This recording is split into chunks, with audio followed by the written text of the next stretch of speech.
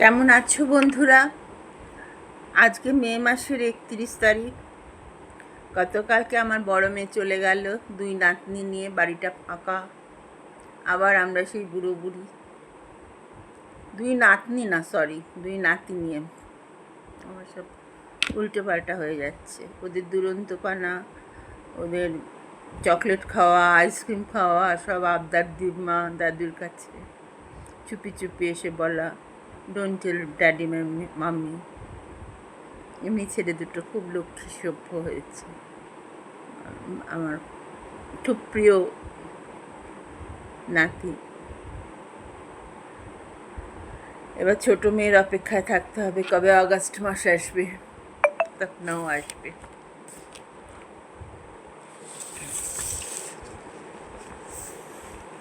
তো আমার শান্তিনিকেতনটা বড় প্রিয় জায়গা। এই জন্য আমার অনেক গল্প কবিতার মধ্যে বারবার শান্তিনিকেতন এসে পড়ে। ছোটবেলা থেকে আমি খুব শান্তিনিকেতনে যেতাম আমার বাবার সাথে। ওখানে কবি বীরেন্দ্র বন্দ্যোপাধ্যায়, কবি বিখ্যাত গায়িকা কণিকা বন্দ্যোপাধ্যায়ের স্বামী বিশ্বভারতীর লাইব্রেরিয়ান ছিলেন। ওদের বাবার, বীরেন্দ্র বন্দ্যোপাধ্যায়ের সঙ্গে বাবার আন্তরিক বন্ধুত্ব ছিল। উনি যখনই কলকাতায় আসতেন আমাদের বাড়িতে অনেকবার মায়ের হাতে খেয়ে গেছেন। এমনকি উনি যেদিন নার্সিংহোমে ভর্তি হন সেদিনও শেষ খাবারটা আমার মায়ের হাতেই খেয়ে গেছেন। মা রান্না করে মাকে বললেন, আজকে আপনার কাছেই খাবো। তো এইরকম কিছু কিছু ছোট ছোট স্মৃতি যেগুলো অমূল্য। আর উনি আমায় ভীষণ ভালোবাসতেন। আমি খুব মানে ছোটোবেলায় খুব উইটি, যেটা বলে, মানে বিটকুশরি এরকম। আর আমাকে বলতে না, ওই উইটকুশরি মেয়েটি কোথায় গেল। কারণ বাবা ধরুন রবীন্দ্রনাথের একটা লাইন বলতেন, আমি তার একটা পরের লাইনটা মিলিয়ে দিতাম। বাবাকে একজন এসে জিজ্ঞেস করলেন, তুতুল জানিস তো, আমার বাড়ির নাম ছিল তুতুল, সবাই বলে পাত্র দাও, পাত্র খুঁজে দাও একটা, শুধু রবীন্দ্রনাথই বলেছেন। আমি সঙ্গে সঙ্গে বলে দিলাম, পাত্রখানা যায় যদি যাক ভেঙেছ, এরকম আর কি। আর আমার বৌদির কাছে দাদা বৌদির বন্ধু ছিল, একটি ছেলে আসতো, তার নাম অলোক। তুতুল, বাবা জানলা দিয়ে দেখতে পারলেন আমাদের বাড়ির সামনেটা অনেকটা বাগান ছিল, মানে 2 কাঠা জমির ওপর পুরো বাগান ছিল। সে তুতুল, অলোক আসছে, সব কি বল, অলোক আসছে ওকে। আমি বললাম, অলোকই কুসুম না দিও, শুধু শিথিল কবরই বাঁধিও। তো বাবা এই গল্পগুলো ওনাকে করেছেন।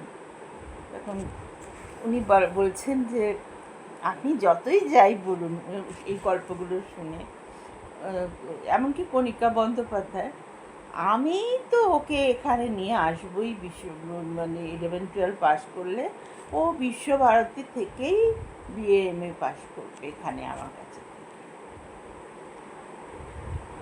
এবং আমি নিজে ওকে গান শেখাবো। সঙ্গীত ভবন তো আছি।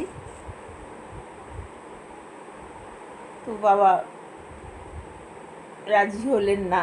বাবা ভাবলেন বাবার মেয়েটা পর হয়ে যাবে, কিছুতেই রাজি হলেন না। ছাড়তে পারলে হয়তো আমার জীবনটা বদলে যেত। যাই হোক, সেই শান্তিনিকেতনের একটি ছোট্ট গল্প বলে নিলাম, আমার নিজস্ব গল্প, ব্যক্তিগত গল্প। সেই পথের চিহ্ন শান্তিনিকেতনে আমি খুব খুঁজতাম, মানে রবীন্দ্রনাথ কোথায় হেঁটে গেছে, তার চিহ্নটা কি আছে এখনো।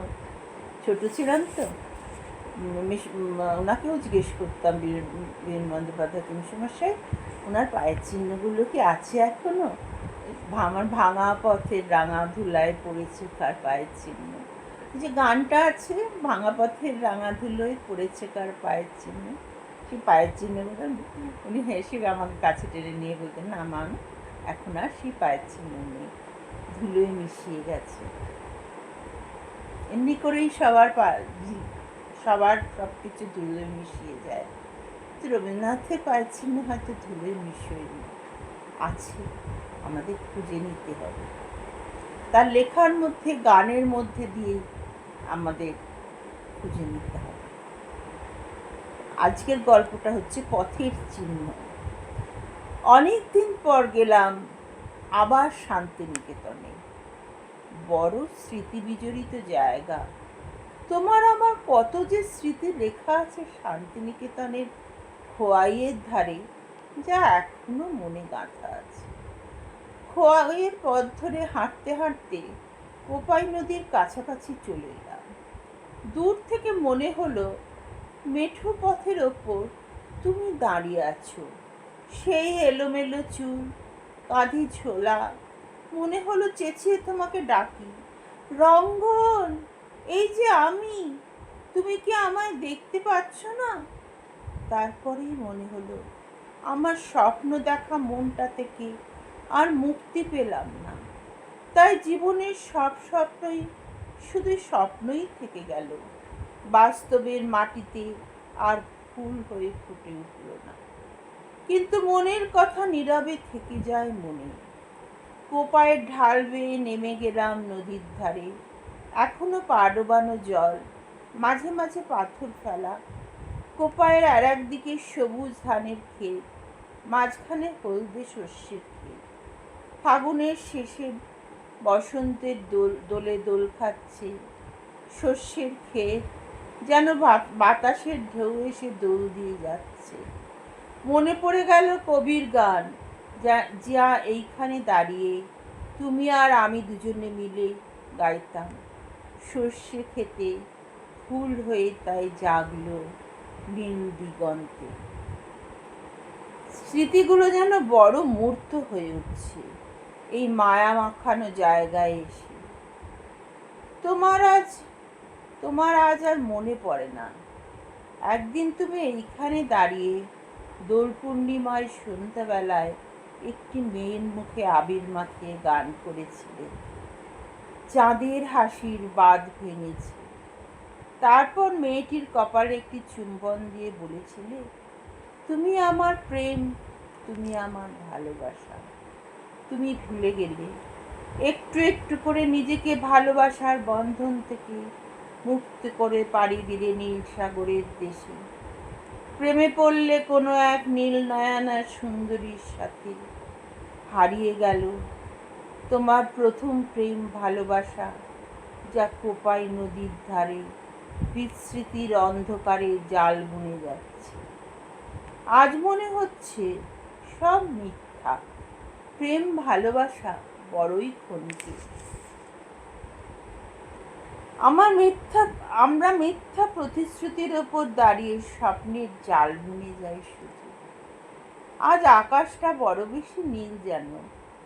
বসন্তের বাতাসে সর্ষে ফুল, সবুজ ধানের শাড়ি দোল খেয়ে যাচ্ছে ঢেউয়ের মতন। সেদিকে তাকিয়ে মনে হলো জীবনে অনেক ঢেউ আসে, আবার ভেঙেও যায়। আমার জীবনের ঢেউ ভেঙে গেছে। ভেঙে গেছে কখন?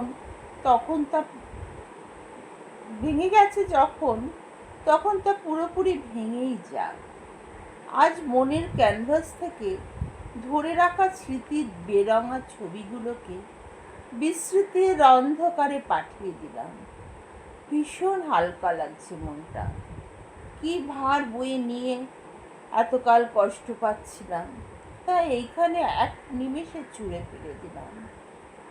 সন্ধ্যা নেমে আসছে ধীরে ধীরে। গোধূলির শেষ আলোর রেখাটা এখনো লেগে আছে আকাশের গায়ে। আমার স্বামী এসে বললেন, এবার যেতে হবে তো। আমি ওর হাতটা সজোরে চেপে ধরে বললাম, দেখো আকাশটা যেন আজ বড় বেশি নীল লাগছে না।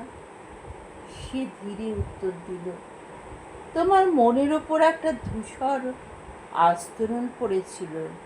মনে হচ্ছে আজ তাকে তুমি সরিয়ে দিতে পেরেছ, তাই আকাশটা নীল লাগছে। আমি হেসে ওর হাতটা ধরে গেয়ে উঠলাম, নীল দিগন্তে ওই ফুলের আগুন লাগলো। পরের লাইনটা আমার স্বামী গাইলেন, বসন্তে সৌরভের শিখা জাগলো। দুজনে একসাথে গানটা গাইতে গাইতে কোপাইয়ের ঢাল বেয়ে উঠতে লাগলাম রাস্তায়। সামনে আমাদের ছোট মেয়ে নাচতে নাচতে চলল। বিশ্বাস করো রঙ্গন, আজ যেন অনেক বেশি করে নিজেকে চিনলাম, বুঝলাম ভালোবাসার প্রকৃত মানেটা। মনের সব ব্যথা কষ্ট মুছে দিয়ে এক নতুন আলোর দিশা সামনে এলো। যা আমারই, তাকে আমি দেখতে পাইনি। যা আমার নয়, শুধু তার কথাই ভেবে গেছি। সত্যি বড্ড বোকা আমি। নিজেই নিজের মনে হেসে ফেললাম। অনেক দিন পর এমন প্রাণ থেকে হাসলাম। ভাগ্যিস এসেছিলাম ফেলে যাওয়া পথের ধারে, তাই তো চিহ্নগুলো সব মুছে দিতে পারলাম।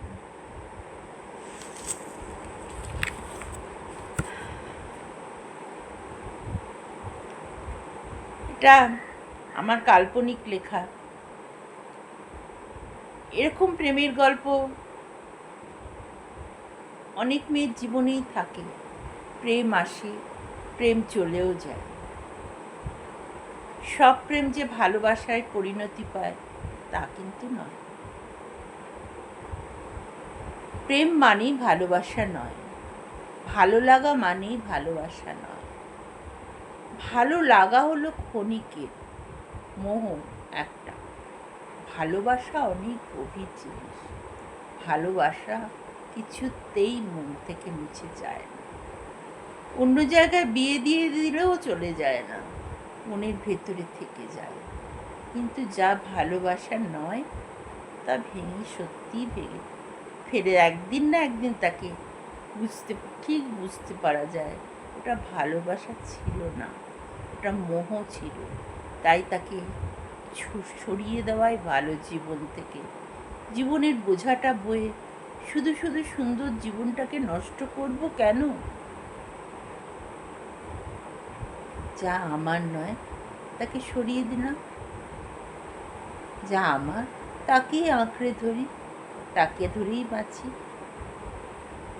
ঠিক আছে, আজকের মতো এখানে।